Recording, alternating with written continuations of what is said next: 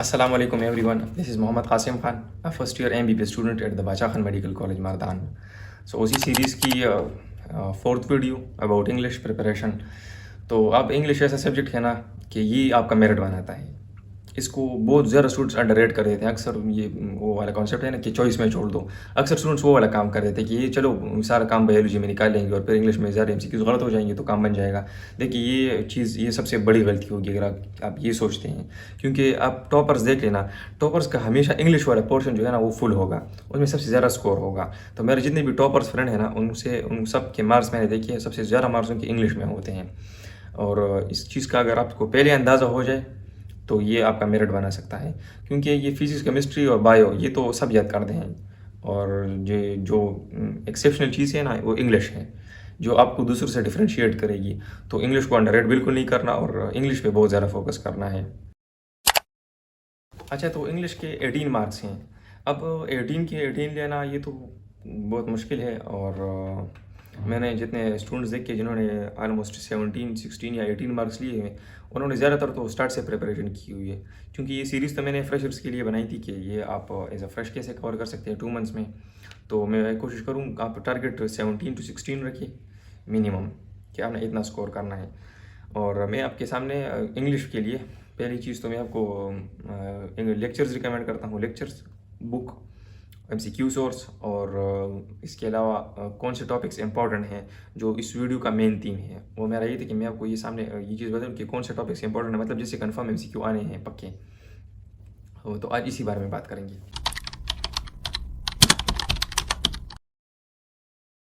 Freshers के लिए सबसे अच्छे लेक्चर जो है ना वो नसीर अब्बास के हैं, क्योंकि वो शॉर्ट है और वो आप 2 मंथ्स में कवर कर लेंगे। मैं ऐसा करता था कि सुबह के 2 घंटे जो है ना मैं इंग्लिश को दिया करता था, 1 घंटा या 2 घंटा रेगुलरली। तो नसीर अब्बास के लेक्चर लेता था, उसको नोट करता था, अपने नोट्स बनाता था। इसके अलावा बुक्स जो मैंने यूज़ की है बुक, तो वो केमिकल ग्रामर है। केमिकल ग्रामर बहुत ही इफेक्टिव बुक है फॉर इंग्लिश प्रिपरेशन। थोड़ी लंबी है लेकिन जो इंपॉर्टेंट टॉपिक्स है आप वो उससे कवर करते हैं। और इसके अलावा रानी मैम, तो जो टॉपिक्स बहुत इंपॉर्टेंट हैं जैसे सब्जेक्ट वर्ब एग्रीमेंट या टेंसेज वगैरह जिनसे एमसीक्यूज बहुत ज़्यादा आते हैं, तो उसके लिए आप रानी मैम भी देख सकते हैं अगर आपके पास टाइम है। तो रानी मैम के पूरे प्लेलिस्ट इन चीज़ों पर अवेलेबल है। और प्रैक्टिस, ऑनलाइन प्रैक्टिस वो आप जयदीप सर के प्लेलिस्ट से कर सकते हैं। जयदीप सर के लेक्चर से वो भी अवेलेबल है यूट्यूब पर। अच्छा, आप इंग्लिश स्ट्रेटजीज़ की बात करते हैं, जो स्ट्रेटजीज़ मैंने यूज़ की थी। सबसे पहली स्ट्रेटजी इंग्लिश कवर करते वक्त ये मैंने की थी कि मैंने ज़्यादा फोकस एग्जांपल्स पे की है, क्योंकि जब आप वो रूल्स याद करोगे ना, वो रूल्स याद करना बहुत मुश्किल होता है यूजुअली। वो रूल्स तो बहुत सारे हैं और वो याद भी नहीं होते। तो मैं ऐसा करता था कि उसके एग्जाम्पल में मैं ज़्यादा फोकस करता था कि जो टॉपिक मैंने कवर कर लिया ना उसके मैं बहुत सारे एग्जांपल्स देख लेता था।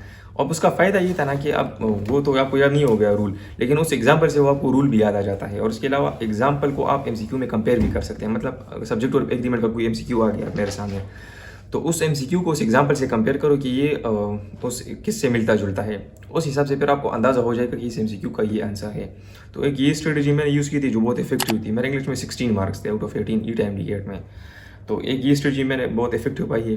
और दूसरी जो इम्पोर्टेंट अप्रोच मेरा था वो ये था कि इंग्लिश में कुछ टॉपिक्स ऐसे हैं जिनसे बहुत ज़्यादा एमसीक्यूज़ आते हैं, तो उन टॉपिक्स पे मैंने बहुत ज़्यादा फोकस किया है। उसके एग्जांपल भी मैंने ज़्यादा देखी, कंडीशंस भी ज़्यादा देखी हैं और उसकी प्रैक्टिस भी मैंने ज़्यादा की है। अब उन टॉपिक्स की बात करते हैं जो टॉपिक्स इंपॉर्टेंट हैं। अच्छा, अब आते हैं इंपॉर्टेंट टॉपिक्स की तरफ कि कौन कौन से टॉपिक्स से सबसे ज़्यादा एमसीक्यूज़ आते हैं। तो पहला जो टॉपिक है मेरे हिसाब से वो सब्जेक्ट वर्ब एग्रीमेंट है। सब्जेक्ट वर्ब एग्रीमेंट से बहुत ज़्यादा एमसीक्यू आते हैं। सब्जेक्ट वर्ब एग्रीमेंट इस तरह करें कि आप डियर सर के लेक्चर देखिए या नसीर अब्बास सर के लेक्चर्स देखिए, और कोशिश करें कि जैसे ही आप रूल पढ़ ले तो उसके बहुत सारे एग्जांपल्स भी साथ कर ले और प्रैक्टिस भी कर ले। दूसरा टॉपिक हो गया कंडीशनल्स। यही 3 to 4 कंडीशनल्स हैं।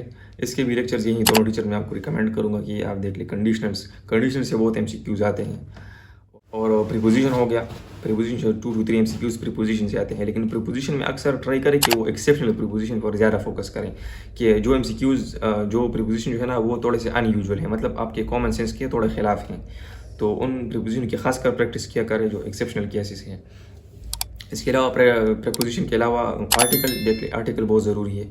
आर्टिकल से अक्सर एमसीक्यू आते हैं। आर्टिकल में भी वही सेम चीज़ के एक्सेप्शन केसेस पर ज़्यादा फोकस करें और ख़ासकर आर्टिकल द, इसका सही इस्तेमाल देख ले। अक्सर ये जो है ना ये प्लूरल और सिंगुलर में भी आता है, तो उस चीज़ को भी देख ले। पंचुएशन, इस चीज़ को भी देख लें पंक्चुएशन से, इससे भी MCQ आते हैं। और ये सारे जो है ना, ये आपको लेक्चर्स में मिल जाएंगे, इसको आप नोट कर लें और इसकी बहुत ज़्यादा प्रैक्टिस कर लें। और पंक्चुएशन के MCQ जो होता है ना, उसको उसमें ट्राई करें कि आप क्वेश्चन को इफेक्टिवली रीड करें और उसके एक एक ऑप्शन को, उसमें स्पेलिंग मिस्टेक भी देखें, क्योंकि हो सकता है इसमें स्पेलिंग मिस्टेक हो, इसमें वो भी हो, कैपिटलाइजेशन का मिस्टेक भी हो सकता है। तो इन सब चीज़ों को आपने देखना है ऑप्शंस में। तो कैपिटलाइजेशन और कॉमा और हर एक चीज़ को आपने ऑप्शंस में देखना है कि उनमें से सबसे अप्रोप्रिएट ऑप्शन कौन सा है, फिर वही आपने चूज़ करना है। पंक्चुएशन के लिए आपने ये अप्रोच रखनी है। इसके अलावा टेंसेस इंपॉर्टेंट है, और टेंसेस तो ज़्यादा मुश्किल भी नहीं है, क्योंकि टेंसेस अगर आपने अपने FAC बुक सही तरीके से पढ़े हो ना, तो आपको अंदाज़ा हो जाए कि इसमें हैज़ आता है, हैड आता है, इज़ आता है, वाज आता है, वर आता है। तो ये तो ईजी है, इसमें कोई ज़्यादा मुश्किल चीज़ नहीं है। ये सारी लिस्ट है, ये सारे टॉपिक्स इंपॉर्टेंट हैं। तो इन टॉपिक्स को आप ज़रूर देखिए और इसके ज़्यादा से ज़्यादा एग्जाम्पल्स पढ़ लें आप, ताकि वो आपके जहन में ज़्यादा अच्छी तरीके से याद आ जाए। और इसके अलावा सबसे ज़रूरी बात ये है ना, सबसे ज़रूरी फंडामेंटल बात कि इंग्लिश को बिल्कुल इग्नोर नहीं करना। रेगुलरली 2 आवर्स 1 आवर्स जितना आपके पास हो उतना टाइम उसको दें।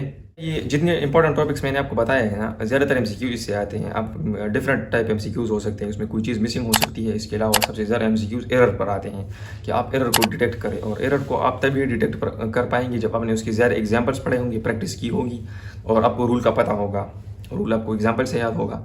अच्छा, ये सारी चीज़ें जो है ना, ये ऑलरेडी प्रिपेयर में मौजूद हैं। इसके सारे जो जितनी कैटेगरीज मैंने आपको बताई है, इन सब की कैटेगरीज मौजूद है। लेक्चर्स भी उस पर मौजूद है, उस पर प्रैक्टिस भी मौजूद है। और ये एरर डिटेक्शन के लिए एक अलग चैप्टर है, उसमें अलग पोर्शन है, तो वो भी आप देख सकते हैं। अच्छा, that is all for English आपने इस तरह प्रिपेयर करना है।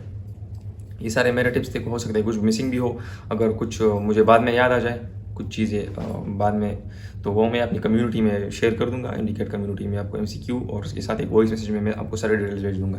कम्युनिटी का लिंक मैं डिस्क्रिप्शन में डाल दूंगा, तो कम्युनिटी आप ज्वाइन करें।